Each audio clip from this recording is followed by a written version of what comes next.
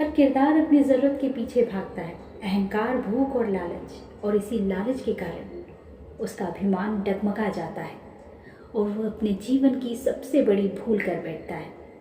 नमस्कार दोस्तों, एमपी भोपाल से मैं हूँ आरजे रानी और लेकर आई हूँ एक ऐसी ही अनोखी कहानी। तो चलिए शुरू करते हैं। तो दोस्तों, ये कहानी एक चमत्कारी सरोवर की है। प्राचीन समय की बात है। एक बहुत ही पुराने समय में एक सरोवर हुआ करता था जो कि बहुत ही सुंदर और चमत्कारी सरोवर था। बहुत कम लोगों के सरोवर के बारे में पता था।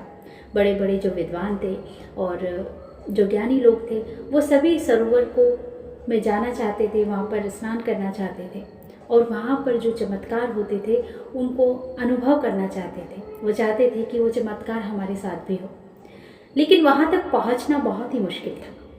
वहाँ पर तक पहुँचने का रास्ता इतना आसान नहीं था। कई लोगों ने प्रयास किया, लेकिन एक सज्जन व्यक्ति वहाँ पर पहुँच पाया। और उस सरोवर की ये खासियत थी कि वहाँ पर जो भी व्यक्ति जाता, जो सामान्य व्यक्ति अगर उस सरोवर में स्नान करता तो वो जब बाहर निकलता तो वो देवता बनकर निकलता। उसके पास देवता के समान शक्तियाँ होती, देवताओं के समान तेज होता।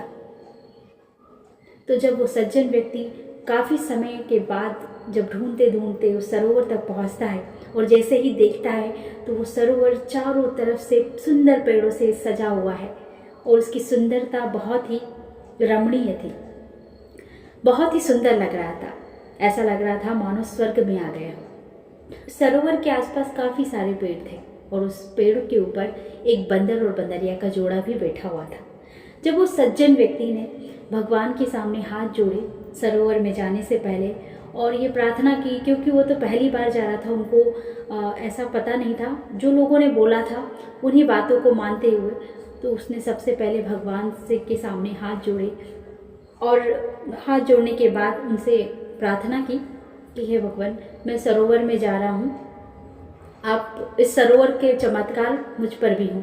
इस तरह से उन्होंने प्रार्थना की।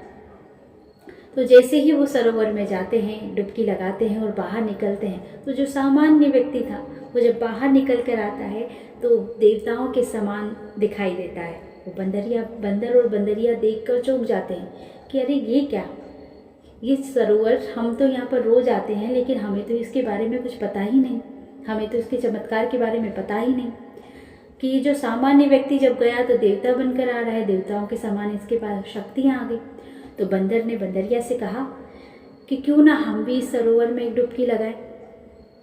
काफ़ी देर तक सोचने के बाद बंदरिया ने कहा कि हाँ ठीक है, हो सकता है कि हम भी इंसान बन जाए। तो दोनों ही इस उद्देश्य से कि हमारे साथ भी चमत्कार होगा, तो वो दोनों जाते हैं सरोवर में और डुबकी लगाते हैं। तो जब वो डुबकी लगाते हैं, तो जब बंदर डुबकी लगाता है और जब बाहर निकलता है तो बहुत ही सुंदर युवक बनता है और बंदरिया बहुत ही सुंदर राजकुमारी बनकर आती है, बहुत ही सुंदर लड़की बन जाती है। वो दोनों एक दूसरे को देखने लगते हैं, निहारने लगते हैं और सरोवर की तो चारों तरफ देखने लगते हैं कि अरे हम तो इंसान बन गए और इतने सुंदर बन गए, एक दूसरे को देखने लगते हैं। अब बंदर के मन में यहाँ पर थोड़ा सा लालच आ जाता है। वो सोचता है कि वो इंसान जो सरोवर में जिसने डुबकी लगाई वो तो देवता बन गया, तो अब तो मैं भी इंसान बन गया हूँ, तो एक और डुबकी लगा लेता हूँ तो शायद मैं देवता बन जाऊँ। तो ये बात उसने बंदरिया के सामने रखी कि हम एक और डुबकी लगाते हैं। पर बंदरिया थोड़ी समझदार थी, उसने सोचा और कहा भी बंदर से कि नहीं, ये सही नहीं है, हम जानवर से इंसान बन गए, ईश्वर की यही कृपा हमारे लिए बहुत है। पर बंदर तो यहाँ पर बहुत ही लालची हो चुका था। उसे तो ये लगा कि मुझे भी देवताओं के समान शक्तियाँ चाहिए, मैं भी शक्तिवान हो जाऊं और देवी शक्तियाँ मुझ पर आ जाए। तो बंदर ने बंदरिया की एक भी बात नहीं मानी और उसने फिर से उस सरोवर में डुबकी लगा ली और जैसे ही डुबकी लगाई और जब बाहर निकला तो फिर से वो उसी बंदर के स्वरूप में आ गया। और जैसे ही उसने देखा कि ये क्या हुआ उसके साथ, फिर वो डुबकी लगाने लगा। लेकिन उस सरोवर की एक खास बात थी कि एक ही बार डुबकी लगाने पर चमत्कार होता था। तो वो बार बार डुबकी लगा रहा था लेकिन बार बार असफल हो रहा था। अब वो थक चुका था, कहीं ना कहीं वो समझ चुका था कि जो वो शक्ति है वो केवल एक ही बार की थी। अब यहाँ पर जो बंदरिया है उसे दुख होता है और वो बंदर को कहती भी है कि आपके लालच का देखो कितना बुरा नतीजा हुआ। समय बीता, बंदर वहीं ठहर गया और बंदरिया चली गई आगे, किसी नगर में पहुंची और वहाँ किसी नगर में उसका इतनी सुंदर होने के कारण किसी राजा से उसकी शादी हो गई, उसका विवाह हो गया। और बंदर भी घूमने लगा शहरों में इधर उधर। तभी उसको किसी मदारी ने पकड़ लिया और जो खेल दिखाते हैं उसके लिए, उस काम के लिए उसको रख लिया। एक बार उसी राज दरबार में जहाँ पर उस बंदरिया की शादी हुई थी, एक मदारी आया खेल दिखाते हुए। राजा ने उसको बुलाया अंदर कि हमें भी खेल दिखाओ। तब जो वो बंदरिया जो राजकुमारी बन चुकी थी वो बैठकर देख रही थी। अचानक से उसकी नज़र उस बंदर पर पड़ी। तो बंदरिया जान गई थी कि ये तो वही बंदर है जो कि अब यहाँ पर खेल दिखा रहा है। बंदर भी मन ही मन सोचने लगा कि देखो, ये जो बंदरिया जो मेरे साथ थी आज राजकुमारी बनकर बैठी है और मेरा जादू देख रही है, मेरे करतब देख रही है।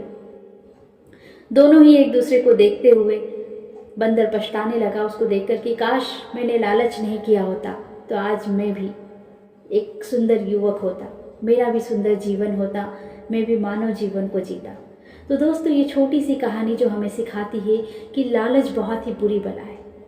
ईश्वर ने हमें जो दिया है, जितना दिया है ना, हमें उसी में प्रसन्न रहना चाहिए। और ज़्यादा की लालच में हमारे पास जो होता है हम उसको भी गवा देते हैं। तो याद रखें, संतुष्ट रहें। जीवन में संतुष्ट रहना बहुत ज़रूरी है अच्छे जीवन के लिए। उम्मीद करती हूँ आपको ये कहानी अच्छी लगी होगी। कहानी अगर अच्छी लगी हो तो वीडियो को लाइक कीजिएगा, शेयर कीजिएगा और चैनल को सब्सक्राइब कर लीजिएगा। मिलती हूँ आपको अपने नेक्स्ट वीडियो में एक और नई कहानी के साथ। तब तक के लिए हंसते रहिए, हंसाते रहिए। नमस्कार।